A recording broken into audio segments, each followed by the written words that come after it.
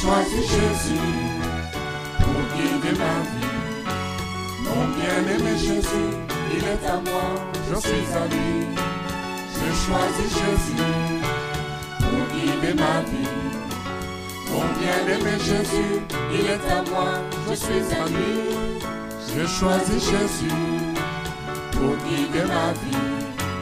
Mon bien-aimé Jésus, il est à moi, je suis à lui. J'ai choisi Jésus pour guider ma vie. Mon bien-aimé Jésus, il est à moi, je suis à lui.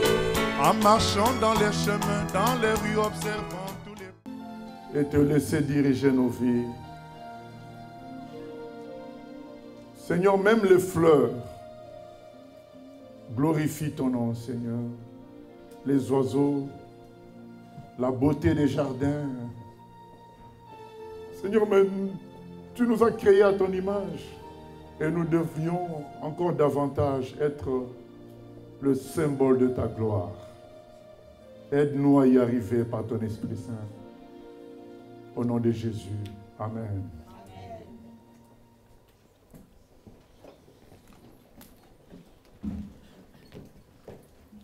Nous lisons dans Matthieu au chapitre 3.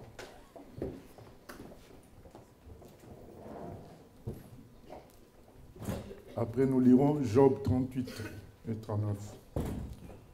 Matthieu chapitre 3, à partir du verset 13. Alors Jésus vint de la Galilée au Jourdain vers Jean pour être baptisé par lui. Mais Jean s'y opposait en disant, « C'est moi qui ai besoin d'être baptisé par toi, et tu viens à moi. » Jésus lui répondit, « Laisse faire maintenant, car il est convenable que nous accomplissions ainsi tout ce qui est juste. » Et Jean ne lui résista plus. Amen. Et Jean ne lui résista plus. Jean-Baptiste était dérangé. Lui, qui était un simple humain,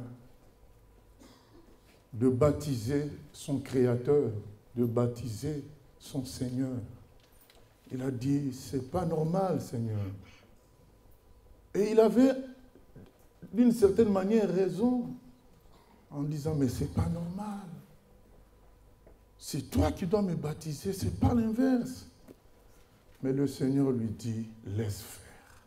Voilà. Laisse faire maintenant, car il est convenable que nous accomplissions ainsi tout ce qui est juste. Et Jean ne lui résista plus.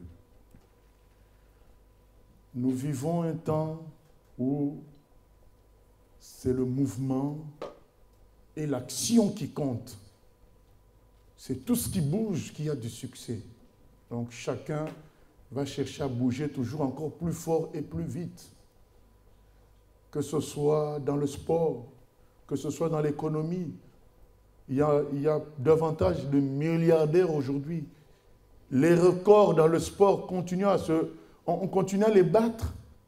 Et les gens savent que les sportifs se dopent pour arriver à ce résultat. Un jour, un médecin a dit clairement à la télévision, quand on lui a posé la question, mais à quel niveau, à quel rang peut-on savoir, du classement peut-on savoir qu'un cycliste s'est dopé? Il a dit clairement, les 10 premiers du Tour de France sont dopés. C'est obligé, c'est un calcul physique, c'est un calcul scientifique. Les 10 premiers. Et les gens savent, mais les gens veulent du spectacle. Ils veulent de l'action. Ils veulent contrôler les choses. Ils veulent appuyer sur un bouton et obtenir des choses.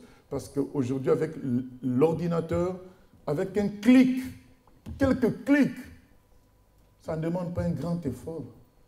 On arrive à avoir des colis à la maison, avec un clic. Et malheureusement, il y a aussi des faux mouvements, des fausses prédications qui font croire aux gens qu'ils peuvent être sauvés par leurs propres œuvres, leurs propres actions. Ils peuvent avancer grâce à eux-mêmes. Et ce n'est pas conforme à l'Évangile. Dans Jean 15, le Seigneur dit, sans moi, vous ne pouvez rien faire. Aujourd'hui, notre exhortation, c'est laissons Dieu faire dans nos vies. Jésus devait se faire baptiser par sa propre créature. Mais il a laissé faire. Il a dit à Jean-Baptiste, laisse faire. Jean-Baptiste lui-même a refusé. Il a dit, mais non, toi tu es le Fils de Dieu. Dans un autre passage, Jean-Baptiste dit même qu'il était indigne de délier les sandales de Jésus. Rien que délier les sandales de Jésus, il en était indigne. Mais là, il se trouve dans une position où il doit baptiser Jésus. Il dit, mais déjà, rien qu'être à côté de lui, j'en suis indigne. Mais comment Dieu peut laisser que moi je baptise son Fils? Comment mon Créateur peut s'humilier devant moi comme ça? Jésus lui a dit, laisse faire. Car c'est ainsi que les choses doivent se passer.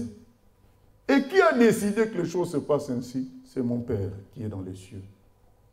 Laisse faire maintenant. Plus tard, c'est vrai, Jean allait se manifester, va se manifester comme un esclave, un serviteur de Jésus. Mais là, à l'instant, il fallait que Jésus se mette en dessous, qu'il se fasse baptiser par lui. C'est pourquoi il a dit, laisse faire maintenant. C'est la même phrase que je nous dis à nous tous. Laissons Dieu faire maintenant. Plus tard, les choses changeront. Mais pour le moment, laisse Dieu faire. Combien ne voulons-nous pas organiser notre vie, gérer notre avenir, décider du lendemain? Et cela se solde souvent par des échecs cuisants. Mais l'homme est têtu. Il veut encore décider du lendemain, décider pour tout. Aujourd'hui, on veut même décider de la forme de l'enfant qu'on aura plus tard. Et dans les milieux chrétiens, c'est le même esprit qui règne. On veut décider soi-même. On ne veut plus laisser Dieu faire. On veut piloter les circonstances. Et ça aboutit à la manipulation. Beaucoup sont devenus des manipulateurs. Mais dans les choses de Dieu, ils font ceci, ils font cela pour arriver à telle place. Mais bien aimé, Dieu voit tout ça. Nous lisons Job 38.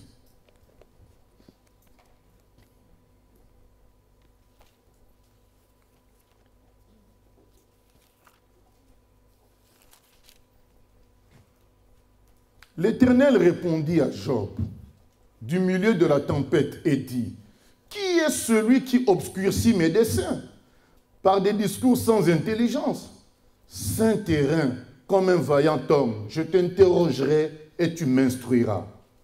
Où étais-tu quand je fondais la terre? Dis-le si tu as de l'intelligence. Qui en a fixé les dimensions? Le sais-tu? Ou qui a étendu sur elle le cordeau? Sur quoi ces bases sont-elles appuyées? Ou qui en a posé la pierre angulaire? Alors que les étoiles du matin éclataient en chant d'allégresse, et que tous les fils de Dieu poussaient des cris de joie, qui a fermé la mer avec des portes quand elle s'élança du sein maternel? Quand je fis de la nuée son vêtement et de l'obscurité ses langes? Quand je lui imposai ma loi et que je lui mis des barrières et des portes? Quand je dis, tu viendras jusqu'ici, tu n'iras pas au-delà. Ici s'arrêtera l'orgueil des flots, de tes flots. Depuis que tu existes, Dieu parle à Job, depuis que tu existes, as-tu commandé au matin? As-tu montré à sa place à l'aurore, pour qu'elle saisisse les extrémités de la terre et que les méchants soient secoués? Dieu dit à Job, mais est-ce que toi tu as déjà commandé au matin? Est-ce que tu sais comment j'ai fait les étoiles? Et au verset 39, il dit, chasses-tu la proie pour la lionne? Est-ce que c'est toi qui nourris les lions? Et apaises-tu la faim des lionceaux? Quand ils sont couchés dans leur tanière, quand ils sont en embuscade dans leur repère? Qui prépare au corbeau sa nourriture? Quand ces petits crient vers Dieu, quand ils sont errants et affamés. Sais-tu quand les chèvres sauvages font leurs petits? Observes-tu les biches quand elles mettent bas? Le Seigneur pose toutes ces questions à Job, parce que Job était dans une grande souffrance. Ce qui peut être notre cas. Job était dans une grande souffrance. Et dans cette grande souffrance, il a commencé à douter de Dieu. Alors Dieu veut dire à Job, même quand tu ne comprends pas ce qui t'arrive, même quand tu ne comprends pas certaines choses, ce n'est pas une raison pour douter de moi. Tu veux douter de celui qui a fait le soleil et la lune. Tu veux douter par rapport à celui qui a fait les étoiles. Réfléchis. Toi, tu peux commander au matin. Est-ce que tu peux commander à la mer? Mais Dieu dit, moi, j'utilise toutes ces choses comme des vêtements. Vous imaginez la dimension de Dieu. Il dit, mais toutes ces choses-là, les étoiles, la mer, pour moi, c'est comme des vêtements. Je peux les bouger comme je veux. Et toi, tu veux polémiquer avec moi. Tu veux débattre avec moi. Est-ce que c'est toi qui nourris les lions?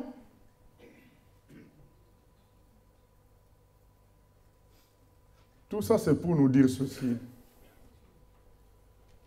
Quoi qu'on peut avoir comme raisonnement, notre raisonnement ne nous amènera jamais à cerner Dieu, à expliquer les plus petites œuvres de Dieu.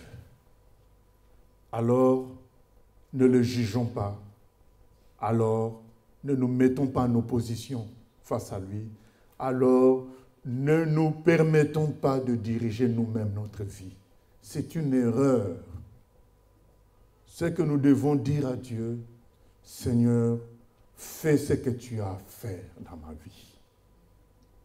Parce que si nous refusons à Dieu son droit légal, parce que nous sommes ses créatures, à gérer nos vies, c'est la souffrance qui nous attend. C'est la perdition qui nous attend. C'est la galère qui nous attend. Regardons tout ce qui se passe. Les gens ont décidé que Dieu n'existait pas. Mais les événements les obligent à parler de la religion. Ah oui. On a beau vouloir bannir Dieu de notre environnement, de notre cœur, mais les événements nous imposeront la réalité de Dieu. On peut sortir toute forme de raisonnement. La religion abrutit les gens, c'est l'opium du peuple. Vous allez sortir tous ces raisonnements, ça n'a pas commencé avec vous. Voltaire était le grand maître de ce genre de raisonnement, mais aujourd'hui Voltaire est dans le tombeau, mais on continue toujours à parler de Dieu, et plus qu'avant même. Parce que Dieu est une réalité. Maintenant, lorsqu'on nie cela, on va prendre la mauvaise voie, celle du diable, celle de la souffrance, celle des contradictions. C'est-à-dire, tu vas vivre une vie où tu es dans la contradiction. D'un côté, tu dis que Dieu n'existe pas, mais dès qu'il y a un tsunami, dès qu'il y a des problèmes, tu dis, mais si Dieu existait, mais toi tu as déjà dit que Dieu n'existe pas, pourquoi tu vas encore dire si Dieu existait? Si Dieu existait, pourquoi le tremblement de terre? Pourquoi le volcan? Une vie remplie de contradictions. Aujourd'hui, les gens disent, à cause des événements que nous sommes en train d'expérimenter en France, ah, s'il n'y avait pas de religion, il n'y aurait pas tous ces problèmes-là. La Deuxième Guerre mondiale, c'était la religion. La crise économique, C'est la religion. Les cambriolages, est-ce que c'est la religion qui les produit? Les dépressions, hein, les hôpitaux psychiatriques sont remplis de gens. Est-ce que c'est la religion qui produit ça? Donc, c'est des raisonnements obtus qui ont pour objectif d'incriminer le Dieu dont on dit qu'il n'existe pas. Ah, s'il n'y avait pas de religion. Mais combien de problèmes? La bombe atomique au Japon, c'était la religion. C'est la religion. Quelle religion a créé la bombe atomique? Quelle religion crée des bagarres entre voisins? C'est le cœur de l'homme qui est mauvais. Ça n'a rien à voir avec l'existence de Dieu. C'est le cœur de l'homme qui est mauvais. Et Job connaissait une souffrance élevée au point que je ne sais pas quel homme, à part Jésus, a vécu plus que cela. Ses enfants ont été éliminés par les catastrophes naturelles, ses richesses détruites, et lui-même, son corps était corrompu par la maladie, par les ulcères, par les pustules, par tout ce qui est malodorant. Il se grattait. Alors c'est là que les gens lui proposent. Dès qu'on se retrouve face à quelque chose qui nous dépasse, il y a des gens, notamment le diable, qui vient nous proposer d'agir, de faire quelque chose. On te dit, mais fais quelque chose. La femme de Job dit à Job, mais fais quelque chose. Maudit Dieu. Voilà le conseil que donne la femme de Job. Maudit Dieu. Mais Job dit, mais ça va m'avancer à quoi de maudire Dieu? Ça t'avance à quoi de dire que tu as tellement de problèmes que alors tu en conclus que Dieu n'existe pas. Mais là, ça t'a avancé à quoi? Ça a résolu tes problèmes, le fait de dire que Dieu n'existe pas. Ça n'a pas résolu tes problèmes, tu les as toujours. Pourquoi prendre cette mauvaise solution? Beaucoup de gens prennent cette voie-là, de dire, ah mais comment? Dieu ne pense pas à moi.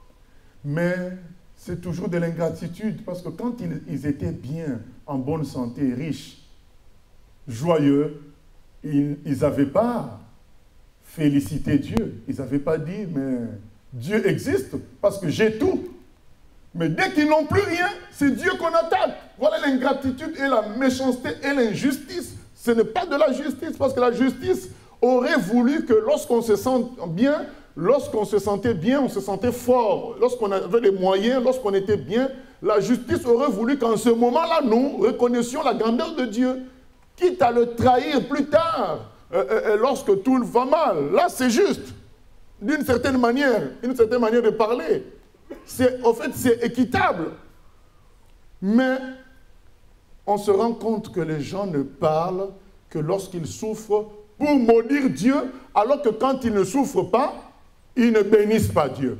Là, il y a une injustice claire et nette. Mais le grand problème, c'est que ça t'avance à quoi?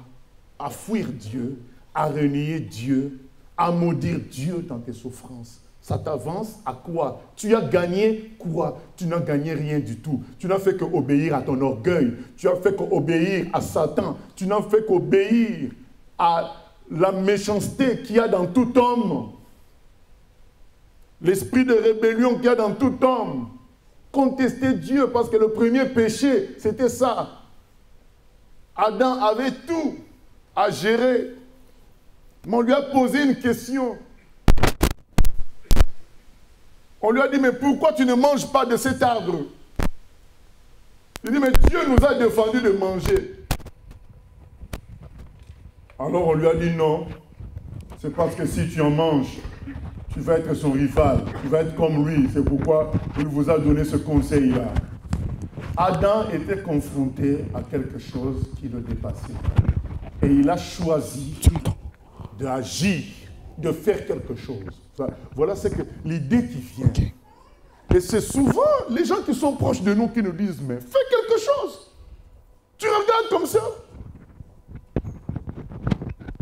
Et souvent, des hommes ont eu ce problème. L'enfant s'est battu quelque part. Et la maman qui vient, mais fais quelque chose. On a tapé ton fils. Et c'est comme ça que beaucoup d'hommes ont entraîné la destruction dans leur famille.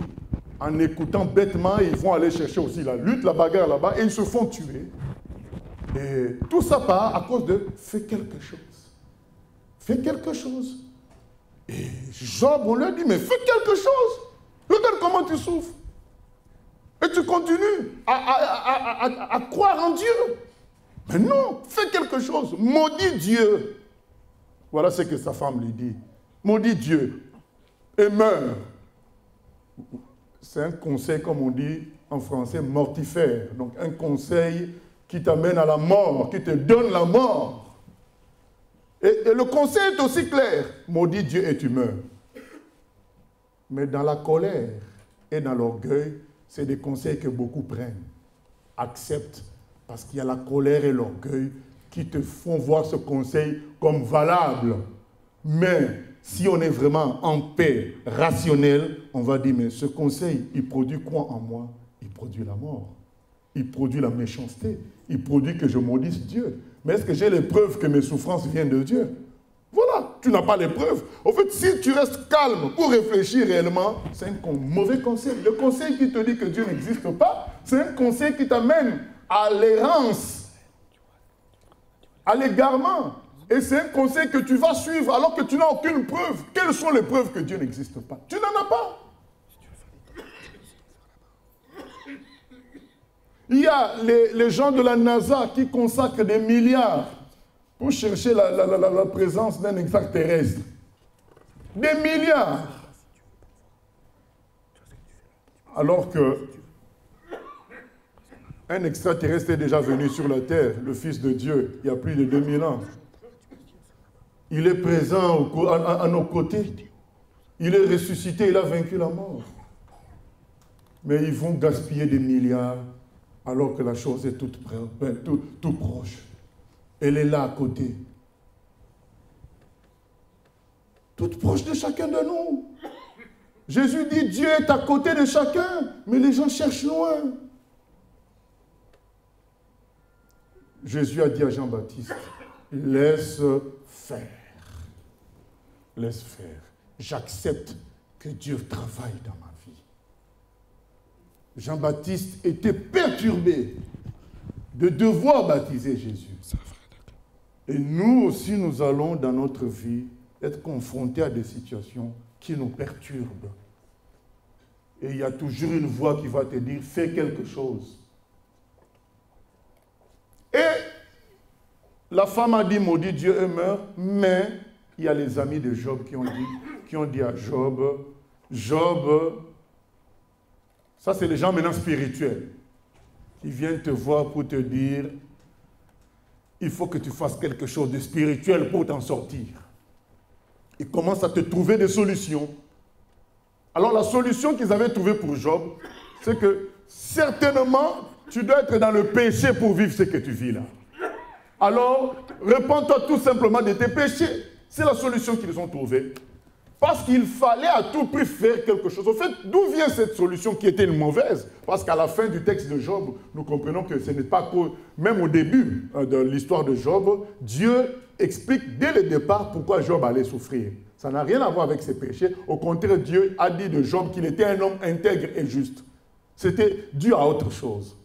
Mais puisque les gens veulent de l'action, les gens sont mécontents de l'inertie, les gens ne veulent pas le repos, la tranquillité, ils disent à Job, mais il faut faire quelque chose. Mais Job dit, mais quoi? Mais oui, mais certainement tu as des péchés, pourquoi tu peux souffrir ainsi? Les gens veulent de l'action.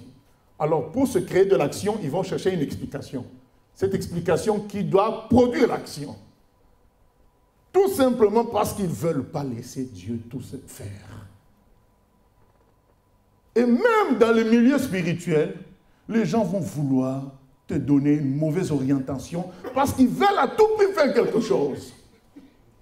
On ne veut pas laisser Dieu faire. On va te donner une explication.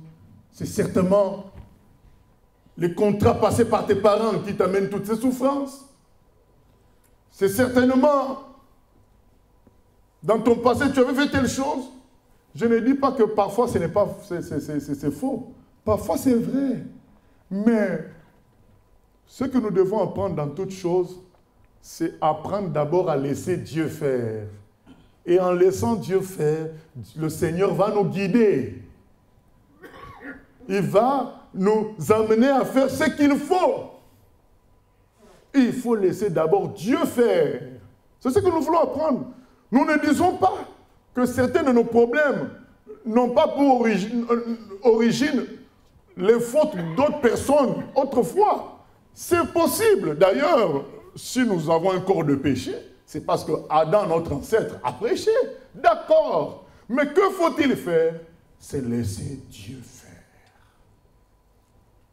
Avant toute chose, dire Seigneur, qu'est-ce que je dois faire? Seigneur, travaille dans ma vie. Seigneur, parle-moi. Seigneur, que ta volonté soit faite.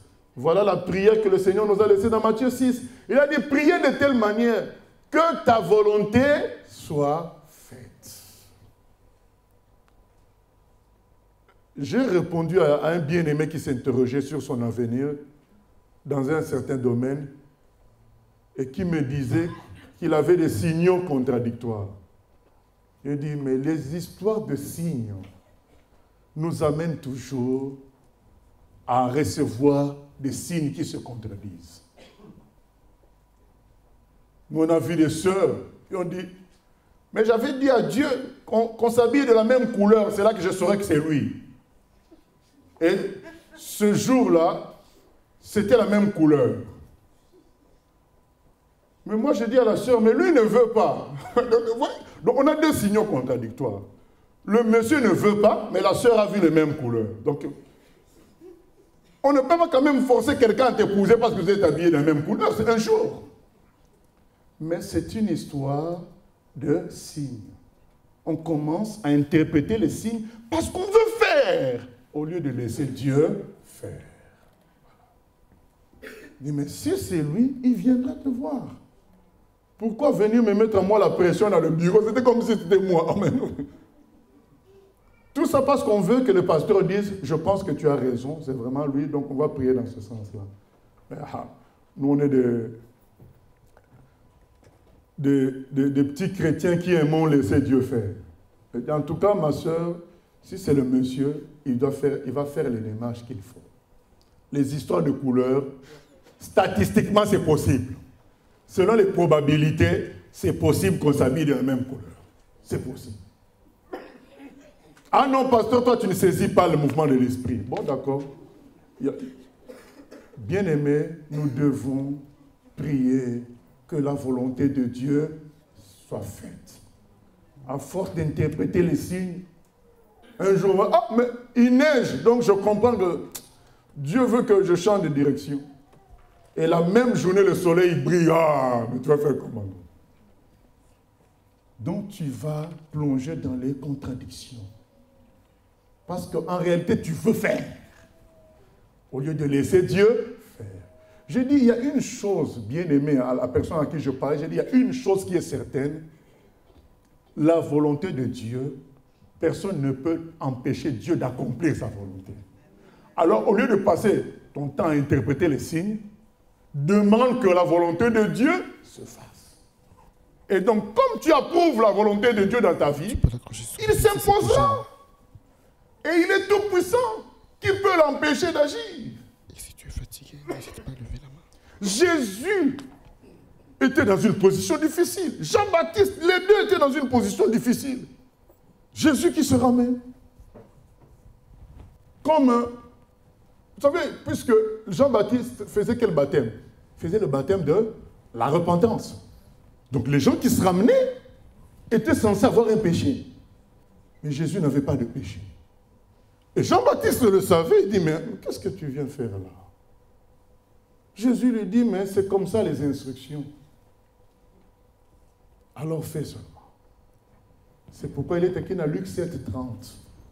Les pharisiens ont arrêté le plan de Dieu dans leur vie parce qu'ils ont refusé de se faire baptiser par Jean-Baptiste. Il y en a quelques-uns qui ont accepté, c'est une infime minorité, mais la plupart des pharisiens ont dit non, parce qu'ils se sont dit, mais c'est ce villageois-là qui va nous baptiser. Ce petit-là, certainement, eux, ils devaient avoir 50, 60 ans, et Jean-Baptiste avait 30 ans. On dit, mais c'est ce petit-là? Dans quelle école il a été rabbinique? Dans aucune école. C'est lui maintenant qui va nous instruire par rapport à Dieu et nous baptiser. Non, c'est nous les chefs. Et il est écrit, le plan de Dieu sur leur vie a été bloqué. C'est ainsi que beaucoup ont bloqué le plan de Dieu dans leur vie parce qu'au moment où il fallait laisser faire, ils ont dit non. Non. Vous savez, il y a des moments où tu dois laisser l'autre prendre le dessus. Ou le mari ou la femme. Tu dis, bon, je laisse faire. À Dieu seul la gloire. Les amis vont dire, mais non, il faut faire quelque chose. Le diable dit, mais non, il faut faire quelque chose. Mais la voix du Saint-Esprit dit, laisse faire. Et si tu écoutes la voix du Saint-Esprit, les gens disent, tu es un poltron. Tu te laisses faire, tu te laisses marcher dessus. Mais ceux qui connaissent Dieu savent que Dieu est tout-puissant.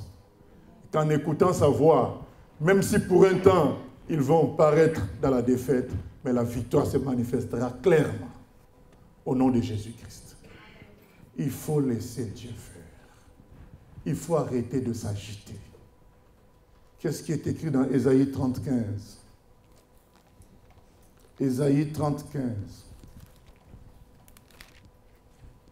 Car ainsi a parlé le Seigneur, l'Éternel, le Saint d'Israël. C'est dans la tranquillité et le repos que sera votre salut. C'est dans le calme et la confiance que sera votre force. Mais vous ne l'avez pas voulu. Mais vous ne l'avez pas voulu.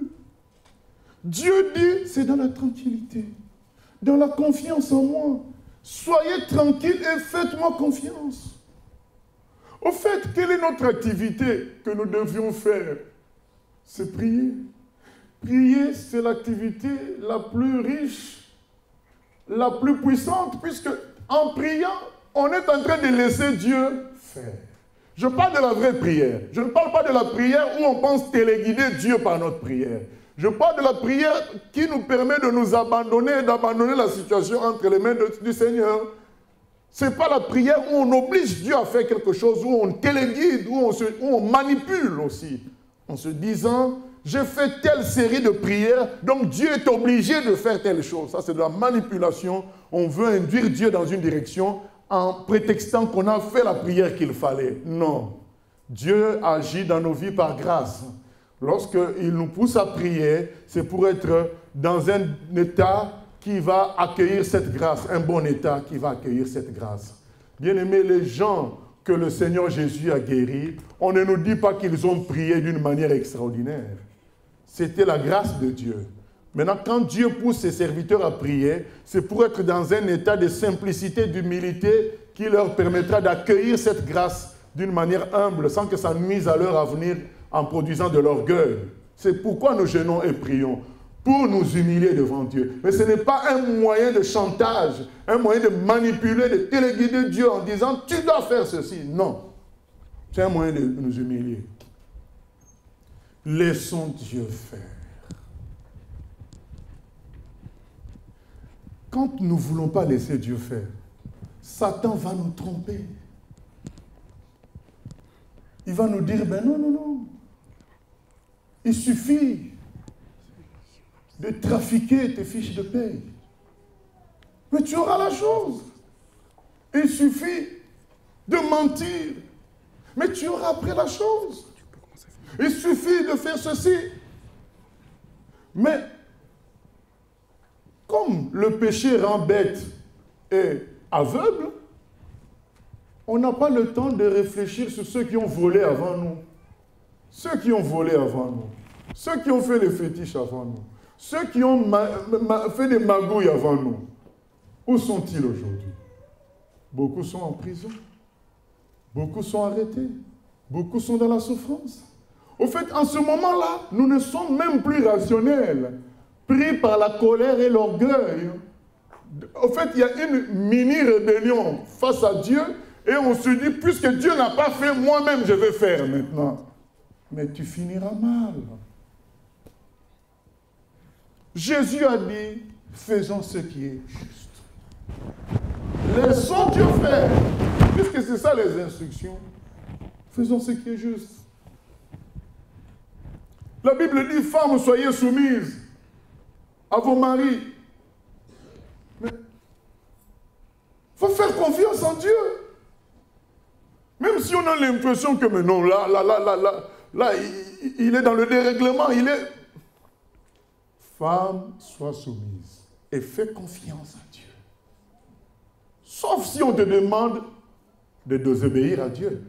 Tant que les choses qui se passent n'est pas une désobéissance de ta part vis-à-vis de Dieu, sois soumise. Et la voix du diable et les mauvais amis, les mauvais conseillers vont te dire, fais quelque chose. Ne te laisse pas faire. Mais Jésus, lui, te dit, laisse faire. Laisse Dieu faire. Je suis avec surveillance. Hein, on se souvient du fameux commandement du Seigneur. On te donne une gifle à la joue gauche, donne la joue droite aussi. C'est pour nous dire, Dieu est assez puissant pour nous défendre. Ne cherchons pas à nous défendre. Il faut laisser Dieu faire. Nous voulons réagir. Au travail, quelqu'un t'a critiqué auprès du patron. Toi aussi, tu veux trouver un peu de temps aussi pour le critiquer auprès du même patron. Mais qu'est-ce que tu fais en faisant ça? Tu fais dépendre ton sort du bon vouloir du patron. C'est le patron, il a deux mauvais ouvriers qui se critiquent. Maintenant, c'est lui qui décide. Mais si toi, tu ne réponds pas, même si tu sens bien que l'autre a mal parlé de toi, tu laisses Dieu te défendre. Le patron n'a qu'un seul ouvrier mauvais qui a critiqué son collègue. Qu'un seul. Laissons Dieu faire. C'est important. Jésus a dit, on doit accomplir ce qui est juste. Ce qui est juste, c'est de ne pas rendre le mal par le mal. Voilà. Mais les gens te diront, mais il a mal parlé de toi. Il y a un mauvais rapport sur toi. Toi, tu dois leur dire, j'ai un bon rapport au ciel. Et c'est le ciel qui commande la terre. Voilà. Il est écrit dans Hébreux 11, or, la foi implique le fait de croire que ce qui est visible a été créé par ce qui est invisible. Donc nous devons être en accord avec ce qui est invisible. Donc Dieu, puisque c'est lui qui pilote même le visible. Mais les hommes de la terre et notre propre chair vont nous pousser à vouloir être en accord avec le visible. Arranger avec le visible. Mais ça ne s'arrange pas. Ça ne s'arrange pas. Il y a une dame qui disait qu'elle est partie en Afghanistan, elle est partie au Pakistan, elle est partie dans un autre pays difficile, en Afrique, mais elle n'a jamais été inquiétée par les islamistes. Et c'est en France qu'elle est déstabilisée. Ah! Donc on se rend compte que la sécurité ne se trouve pas dans un pays. La sécurité se trouve auprès du Seigneur. Parce qu'elle est partie dans les pays dangereux, on ne l'a rien fait, elle ne s'est pas sentie inquiète, mais elle vient être inquiétée là où elle pensait jamais être inquiétée. La sécurité vient de Dieu. Ça ne vient pas d'un pays. Voilà la réalité. On a vu le PDG de Total tué dans un accident bête. Ce n'est même pas une déficience de l'avion. Ce n'est même pas une erreur, au ciel, dans les turbulences. Non. C'est juste au décollage. Et le pilote a vu l'engin, il s'est dit, bon, je réussirai à décoller avant l'engin, donc mais non, il n'a pas réussi. Il y a, voilà, une petite erreur de débutant, alors que c'était un pilote expérimenté. Voilà, une petite erreur. Et un PDG de Total, Total, c'est comme c'est plusieurs pays, hein, parce que Total influence plusieurs pays. Mais il meurt comme ça bêtement. Parce que la sécurité ne se trouve pas dans nous-mêmes, ne se trouve pas dans l'argent. Tu fais des magouilles pour avoir l'argent, tu fais des magouilles pour manipuler ta femme, pour manipuler ton mari. La sécurité ne se trouve pas là. Est-ce que les gens qui font la chirurgie esthétique ne divorcent pas? Il y en a plein qui ont divorcé à Hollywood. Et on croit qu'en faisant telle chose, je vais assurer telle chose. Mais on se rend compte qu'à la fin, c'est toujours les problèmes qui continuent.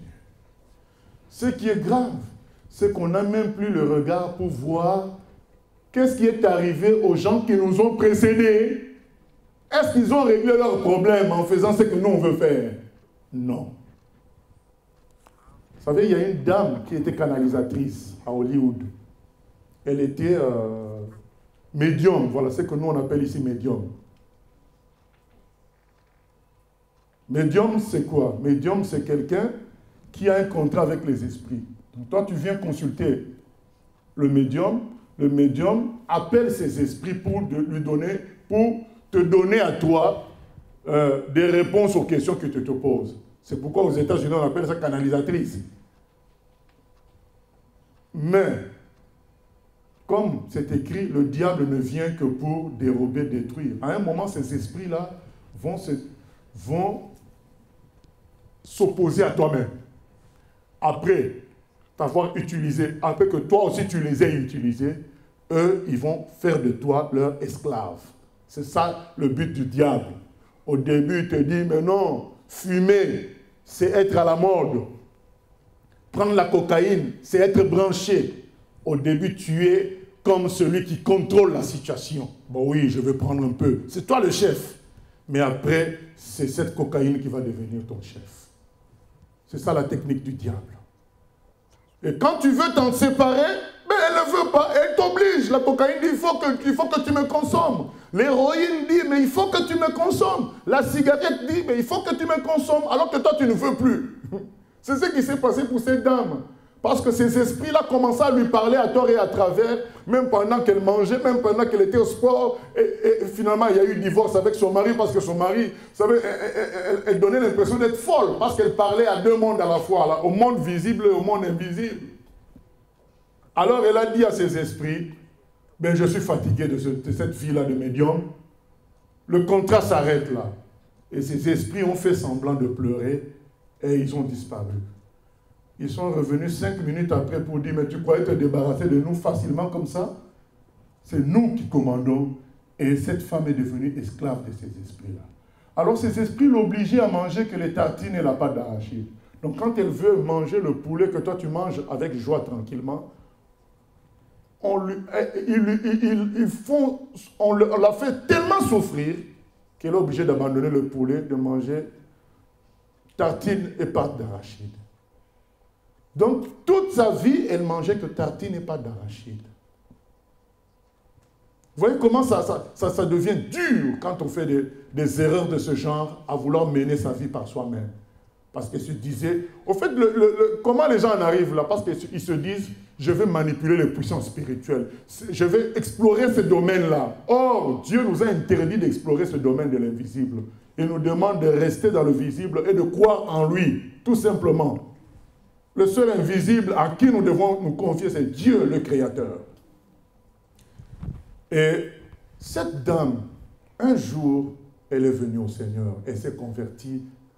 Dieu a permis qu'elle rencontre un pasteur qui lui a parlé, elle s'est convertie. Mais les esprits continuent à l'embêter.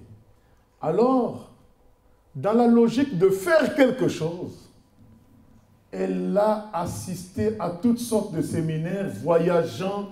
Pendant 2 ans, elle a circulé d'église en église, de mouvement en mouvement, de séminaire en séminaire, cherchant une délivrance totale de ces esprits-là.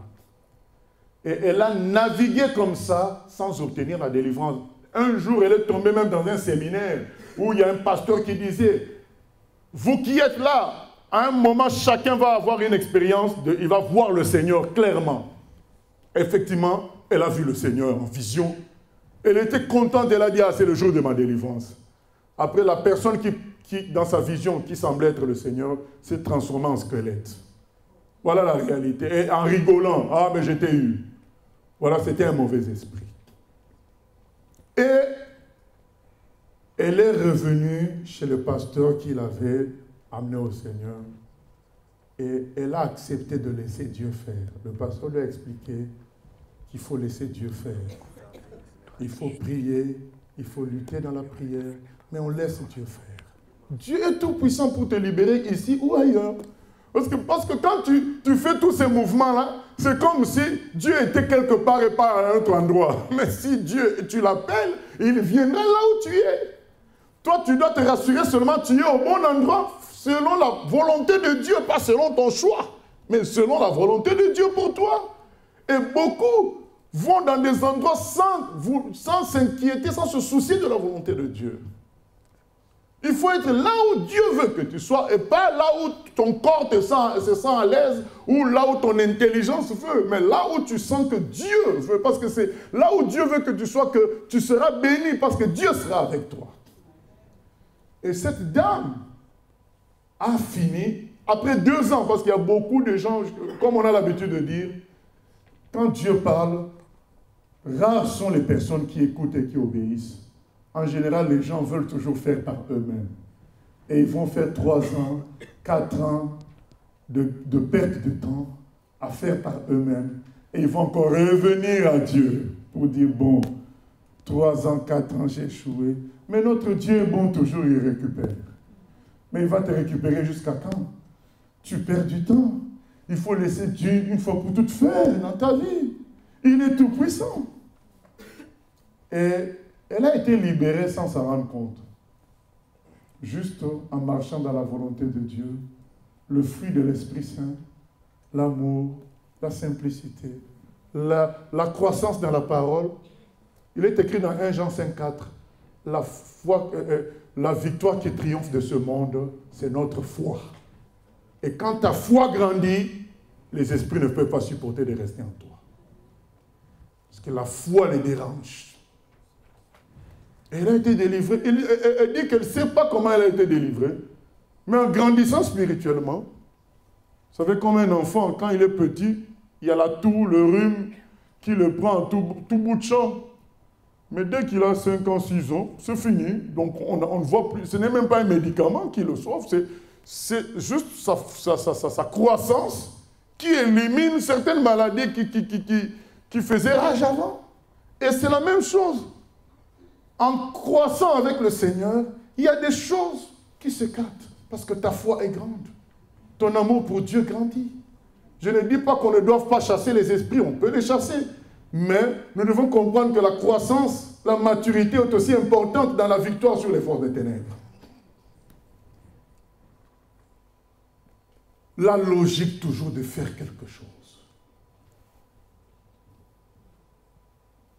Aujourd'hui, quand je circule, des fois, dans les sites internet chrétiens, c'est la guerre entre les chrétiens. Celui-ci a dit ceci. L'autre répond, fait aussi une vidéo, répond. Et l'autre fait encore une deuxième vidéo. Mais c'est devenu un spectacle.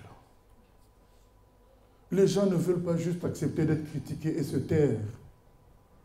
Si vraiment ce que tu fais, ça vient de Dieu. Mais Dieu est grand pour se défendre. Non seulement il t'a utilisé pour parler de lui, maintenant qu'on se moque de toi, tu vas encore te battre pour lui. Mais non.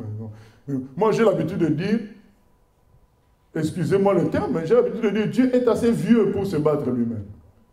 Et c'est ce qu'il a à faire. Déjà, il m'a utilisé pour parler. Je ne veux pas encore m'employer à défendre. Non, Dieu va lui-même défendre. Et c'est de l'agitation sur Internet. Les chrétiens font ceci. Ils s'insultent. Ils se font des vidéos. Les gens, il y en a qui ont inventé un ministère nouveau, le ministère des critiques des autres chrétiens. Donc c'est un nouveau ministère. Dieu lui-même n'est pas assez puissant C'est écrit dans l'épître de Timothée, Dieu connaît les siens. C'est écrit dans Matthieu 13 que Dieu va laisser livrer et le blé grandir et à la fin, il va faire le tri. Pourquoi nous, on veut faire le tri avant? Ça ne veut pas dire que nous ne sommes pas appelés de temps à autre à dénoncer les mauvaises œuvres. Oui, mais ça ne peut pas être un ministère. Lisez l'évangile. Est-ce que le temps, quand vous prenez l'évangile par exemple de Matthieu, le passage où vous voyez Jésus critiquer les pharisiens et autres faux serviteurs, si vous devez comparer ça à la quantité de passages où il guérit les gens, il prêche l'évangile, la bonne nouvelle. Mais ces passages-là, ça ne dépasse pas 5%. Mais comment aujourd'hui 80% du temps est donné à la critique? Non! C'est parce qu'on veut faire quelque chose, on se dit, mais un tel serviteur perd les gens, alors il faut que je fasse une vidéo contre lui. Un tel... Mais non! Dieu connaît les siens. Il va faire le tri. Même Gamaliel était sage pour dire, écoutez, si c'est une religion qui ne vient pas de Dieu, laissez Dieu va lui-même écarter ça. Ne prenez pas le risque de combattre Dieu. Donc Gamaliel a donné le conseil aux gens de ne pas attaquer les chrétiens. Et vous ne connaissez pas, peut-être que ça vient de Dieu. Laissons Dieu, il est tout puissant, il est suffisamment fort pour se battre lui-même. Les gens veulent faire quelque chose. Et on les trompe. On dit, si tu veux être béni, il faut que tu donnes telle somme d'argent. Si tu veux être béni, il faut que tu fasses. Non. Le monsieur qui était près de la piscine de Bethesda, 38 ans paralysé, il était incapable de bouger. Qu'est-ce qu'il a fait pour que Jésus le guérisse? Pour que Jésus vienne jusqu'à lui. Il est écrit dans Luc 19, 10, le Fils de l'homme est venu chercher et sauver ce qui était perdu. Pour te sauver, Dieu n'a pas besoin que tu fasses quelque chose. Nous sommes sauvés par grâce, par le moyen de la foi. Il veut qu'on croie en lui. Et il va nous agir dans nos vies. Maintenant, c'est clair, lorsqu'on aime quelqu'un, on sera conduit à lui faire des cadeaux, à faire des actes pour qui lui plaisent. Mais on ne le fait pas pour obtenir des choses. J'étais dans une église autrefois. Tout devait s'obtenir par les jeunes. Maintenant, si pour obtenir... une voiture, tu as gêné 3 jours. Maintenant, pour la maison, tu vas gêner combien? 300 jours. Donc, tu n'auras que la peau sur les os, quoi. Mais si c'est Dieu est comme ça, il faut jeûner pour avoir tout, mais où est sa force à lui-même? En quoi le fait de ne pas manger va te faire obtenir les choses? Non, le jeûne, ça sert à nous humilier devant Dieu. Vu la puissance qu'il veut déployer, il faut qu'on soit dans un état d'humilité pour recevoir ça. Parce que sinon, on va tomber dans l'orgueil. Mais ce n'est pas une technique. On veut nous amener à faire quelque chose. Or, la Bible dit que nous sommes sauvés par grâce. Si nous avons été sauvés par grâce, comment nous pouvons maintenant marcher par la chair? Marcher par nous-mêmes. Nous allons encore marcher par grâce.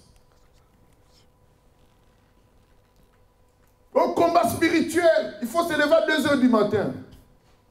Et tu vas voir ces gens-là, ça fait des années, ils se lèvent à 2 heures du matin. Ils ont toujours les mêmes démons, les mêmes esprits. Ils n'ont jamais gagné. Donc, puisque tu combats toujours à 2 heures du matin tous les jours, quand est-ce que tu gagneras pour te reposer? Or, la Bible nous enseigne que Jésus-Christ a tout accompli à la croix. Ce n'est pas une exhortation à ne pas prier. Nous prions selon la conduite du Saint-Esprit. Laissez Dieu faire. C'est tout. Mais les techniques, mais maintenant on les appelle certains. Lui, il est Daniel, lui, il est Moïse, parce qu'il a fait 40 ans de jeûne. 40 jours plus de jeûne. Un tel. Mais les responsables de ces groupes-là, eux-mêmes, ils mangent tranquillement. Et quand on les attrape, ils disent qu'ils ont l'attention. C'est la chair, tout ça. Je sais que je peux choquer certaines âmes sensibles, mais bon, la vérité libère. Amen. C'est la chair, parce que c'est Dieu qui doit faire. Quel jeûne Zaché a fait pour que Jésus le sauve? Quel jeûne la femme? Vous savez, j'aime Jésus parce que il guérit avec simplicité, quoi. Il y a une femme qui avait le dos courbé dans Luc 13. Jésus entre là. Il dit à distance, Femme, tu es libérée. Amen. À distance. La femme ne lui a rien demandé. À distance, ils disent, femme, tu es libérée. On doit prier, bien-aimé, que de tels temps reviennent. C'est ça qu'on doit demander au Seigneur. Seigneur, on a un chant, Revive us again, je cherche en français. Voilà, nous voulons que le Seigneur nous fasse revivre. Nous t'adorons, Seigneur, tu nous as fait revivre. Nous voulons qu'il nous fasse revivre ces temps-là. Mais nous devons retourner à la simplicité et laisser Dieu faire. Nous devons arrêter de forcer la main de Dieu. Nous devons arrêter de nous conduire par nous-mêmes. Il faut laisser Dieu faire. Jésus dit à distance, femme, tu es guérie. Les gens ont voulu discuter. Ils s'approchent, ils imposent les mains. Le dos est redressé. Quel jeûne cette femme a fait. Maintenant, nous serons amenés à jeûner, à prier, mais pour nous humilier devant Dieu, vu ce que nous attendons de lui. Bien-aimé, laisse Dieu faire. Il y a des moments, des circonstances que nous allons traverser, qui sont parfois difficiles à comprendre à 100%. Mais, réagissons comme Jésus. Faisons ce qui est juste. Ce qui est juste au moment où les choses arrivent. Parfois, ce qui est juste, c'est dire, bon, je me tais seulement. C'est tout. Parfois, ce qui est juste, ça, je ne comprends pas tout, alors donc je ne bouge pas. Je ne fais rien. Parfois, ce qui est juste, c'est dire, Seigneur, que ta volonté soit faite. Puisque tu ne saisis pas tout, tu dis, Seigneur, que ta volonté soit faite. Je suis prêt à faire ta volonté. C'est ça qui m'intéresse. Laissons Dieu faire. Ne nous embarquons pas dans l'action charnelle. C'est très important. Que ce soit au travail, laissons Dieu faire. Que ce soit dans les relations familiales, laissons Dieu faire. Il y a des gens qui veulent imposer aux autres leur foi. Dans l'évangélisation. Tu veux imposer à l'autre de croire. Non. Il faut laisser Dieu faire. Il faut dire ce que tu as à dire. On peut être conduit à menacer, mais on ne menace pas parce qu'on veut imposer à l'autre, mais on menace parce que l'esprit menace à travers nous. Mais quand on commence à vouloir à tout prix que les gens se convertissent au moment où on attend, que les gens changent au moment où on attend, au moment qu'on veut, finalement on tombe dans la manipulation. On commence à manipuler les gens parce qu'on veut les voir aller dans le même sens que nous. On commence à chercher des techniques. Parce qu'on veut les voir. Et parfois, on commence à souhaiter le mal. On dit, bon, si Dieu le frappe, il comprendra. Mais non. Ce n'est pas à nous de décider quand quelqu'un va comprendre. Nous, on est appelés à prier pour les gens qui changent. Et Dieu agira. Laissons Dieu faire.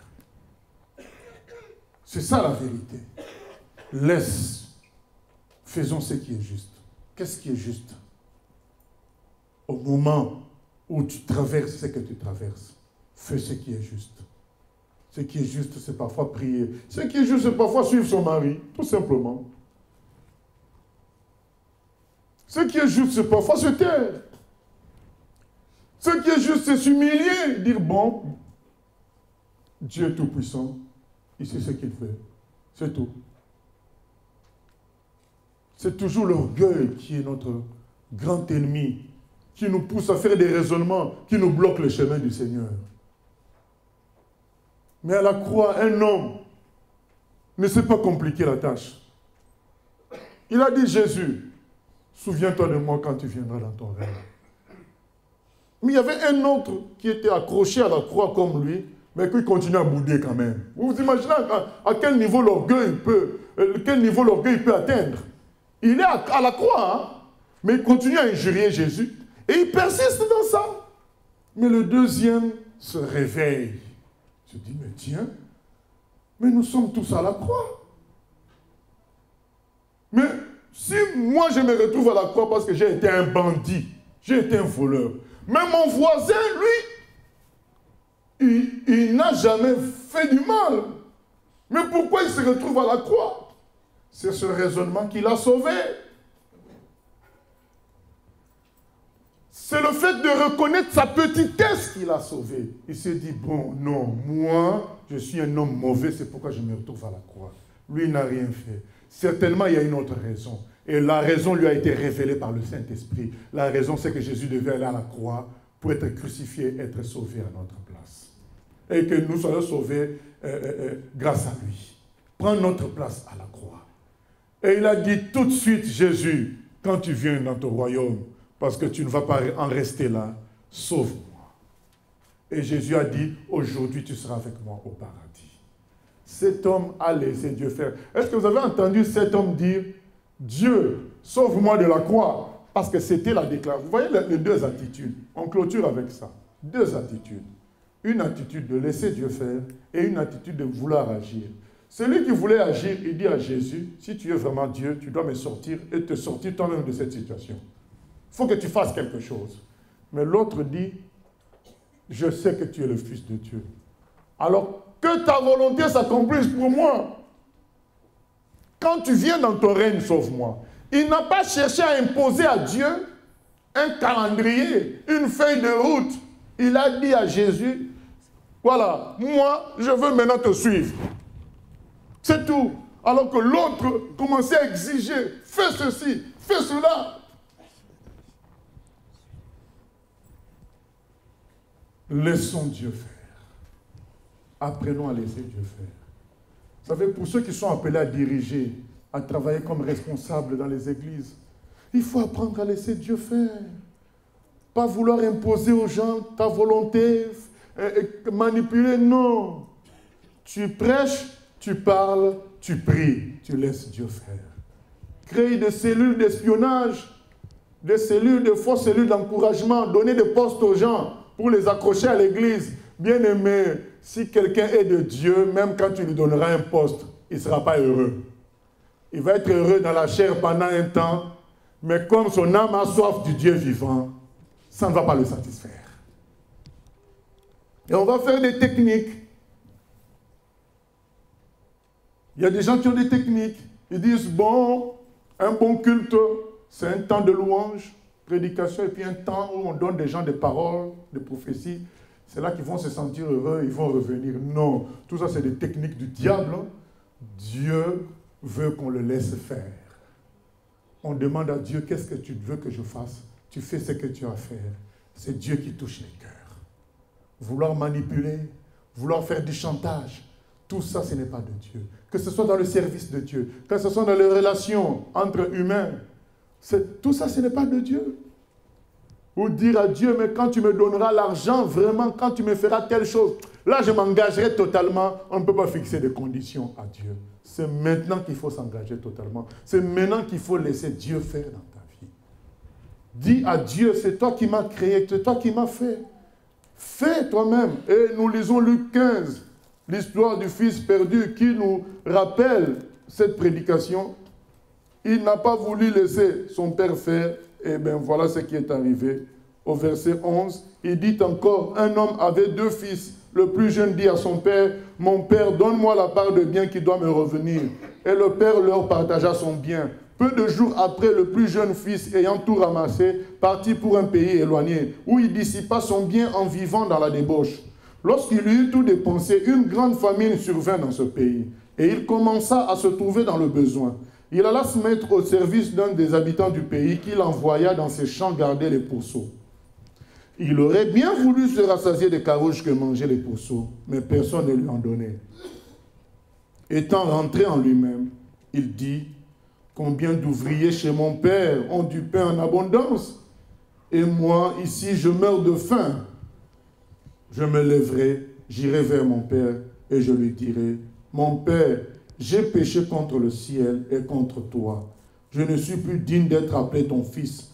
Traite-moi comme l'un de tes ouvriers. Et il se leva et alla vers son père. Comme il était encore loin, son père le vit et fut ému de compassion. Il courut se jeter à son cou et l'embrassa. Le fils lui dit, « Mon père, j'ai péché contre le ciel et contre toi. Je ne suis plus digne d'être appelé ton fils. » Mais le père dit à ses serviteurs, « Apportez vite la plus belle robe et revêtez-le. Mettez-lui un anneau au doigt et des souliers aux pieds. Amenez le veau gras et tuez-le. Mangeons et réjouissons-nous, car mon fils que voici était mort et il est revenu à la vie. Il était perdu et il est retrouvé. » Et ils commencèrent à se réjouir. Amen. C'est le moment de lâcher prise et de dire à Dieu de prendre contrôle de ta vie. C'est le moment. À un moment, il faut se fatiguer. Afin d'expérimenter Matthieu 11, 28 à 30, « Venez à moi, vous tous qui êtes fatigués et chargés, je vous donnerai le repos. » Ne veux-tu pas du repos du Seigneur? Arrête de t'agiter. Dis au Seigneur, prends le contrôle de ma vie, comme c'est écrit d'Ésaïe 35. Dieu dit, c'est dans le repos et la tranquillité que sera votre salut. C'est dans le calme et la confiance. Pourquoi s'agiter? Dis simplement, Seigneur, je suis fatigué de diriger ma vie par moi-même. Aujourd'hui, prends le contrôle et conduis-moi dans les verts pâturages. Je suis prêt à t'écouter maintenant parce que je suis fatigué. Bien-aimé, c'est ça que Dieu nous propose aujourd'hui. De le laisser faire dans notre vie. De le laisser faire. D'arrêter de piloter les choses. Laissons Dieu faire. Il sait mieux que nous comment gérer notre avenir. Mieux que nous, de loin. Arrêtons toute forme de technique de manipulation. Parlons de Dieu aux gens. Prions pour les gens et laissons Dieu faire. Faisons ce que nous on a à faire à un moment donné où Dieu nous demande de faire. Mais pour le reste, laissons-le faire. C'est très important si nous voulons expérimenter la gloire de Dieu. Nous sommes dans l'attente de cette gloire. Mais bien aimé, ça ne viendra pas par le forcing. Écoutez l'instruction que Jésus a donnée aux apôtres. Il leur a dit, attendez à Jérusalem. Entre nous, bien-aimés, pourquoi attendre 10 jours? Alors que Jésus, vous vous souvenez dans Luc, il leur avait donné déjà le pouvoir d'aller guérir, d'aller libérer les gens. Ils l'ont fait. Là, en partant, ils pouvaient dire, comme Élie, vous vous souvenez, Élie avait dit à Élisée, si tu me vois, la puissance viendra sur toi. Mais c'est ce qui s'était passé. Ça s'est passé le même jour, donc dans les mêmes minutes. Mais Jésus dit aux apôtres, attendez à Jérusalem. Ne faites rien. Ne faites rien. Et ils ont attendu. Qu'est-ce qu'ils ont fait d'extraordinaire pour recevoir la puissance de la Pentecôte? C'est juste le fait d'attendre l'action de Dieu. Dans l'obéissance. Faire ce qui est juste. Ce qui était juste, c'était d'attendre dans la chambre haute. Même si la chair pouvait pousser à faire quelque chose, l'instruction était attendue. Bien-aimés, nous cherchons tous le réveil. Nous voulons que Dieu déploie sa puissance, mais ça ne sera pas dans le forcing. Ça sera en le laissant faire que nous expérimenterions cette grande puissance que nous cherchons pour le salut de l'univers, le salut de l'humanité. Apprenons à laisser Dieu faire et nous verrons sa gloire dans notre vie. Parce qu'il est tout puissant. Mais il ne peut pas partager sa gloire avec quelqu'un pour qu'on dise que c'est parce que j'ai fait ceci, je fais cela, c'est pourquoi. Non. Il veut qu'on apprenne à laisser faire. Ne faisons pas comme ce fils qui n'a pas voulu laisser son père faire. Il a dit, je veux faire tout seul. Voilà comment il a fini, à manger comme les cochons. Mais heureusement, il s'est dit, je ne peux pas continuer dans cette vie-là. À un moment donné, il faut se dire, je ne peux pas continuer ainsi. À me battre par moi-même. Parfois, on veut quitter même un péché, mais on se bat toujours par nous-mêmes. Disons, Seigneur, je crois en toi, que tu as tout vaincu à la croix. Et même mon péché a été vaincu à la croix. Et je crois, et je m'abandonne entre tes mains. Mais on va se construire soi-même des techniques, et ça ne marche pas. Laissons Dieu faire dans notre vie. C'est ce qu'il a dit à Pierre. Quand tu étais jeune, tu allais où tu voulais. Mais quand tu seras mature, quelqu'un d'autre te mettra la ceinture, il t'amènera où tu ne voudras pas toujours. Mais c'est la maturité. Accepter d'aller où notre chair ne veut pas toujours, mais on sait que Dieu le veut. Vous savez, quand les gens entendent que parfois nous voyageons, nous allons à gauche, à droite en mission. Vous savez, bien aimé, il y a des missions où nous savons que c'est la bagarre qui nous attend là-bas. Je ne parle pas de la bagarre physique. Où nous savons que le terrain est difficile. Mais puisque Dieu le veut, qu'est-ce que tu peux faire? Tu ne peux que partir. C'est ça, bien aimé. Ce n'est pas toujours que là-bas, les choses nous attendent bien carrées. Non. On y va parce qu'on a conscience dans notre cœur que Dieu veut qu'on aille. Maintenant, les gens vont dire ce qu'ils ont à dire. Mais c'est une histoire personnelle entre toi et Dieu. Mais s'il faut aller toujours là où c'est facile, où est Dieu dans l'affaire?